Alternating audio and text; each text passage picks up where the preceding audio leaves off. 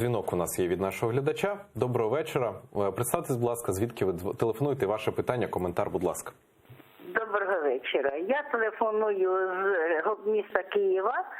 І я хочу сказати, я все-таки дивлюся, телефонувала до того, і хочу сказати Гавриновську, нічого сюди їхати. Скажу на русском языке, я вижу, смотрю, что он прожил в Украине всю жизнь и не знает украинского языка. Я обращусь на русском языке.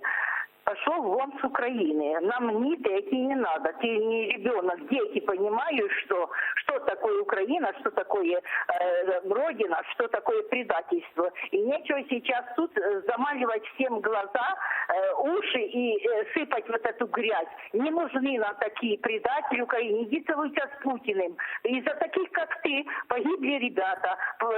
Сидят в тюрьмах и погибли. Многих убили.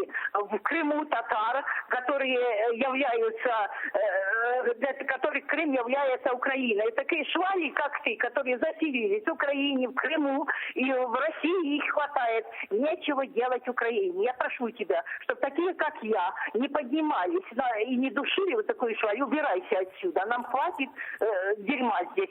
Самим бы справиться с тем, что осталось. Ты не понимаешь, что сейчас теленочком, показывая себя теленочком. Ты предатель. Ты предал, и ты ничтоже, значит, тебя смотреть противно. Не то, что с тобой разговаривать и слушать еще по каналах ТРК.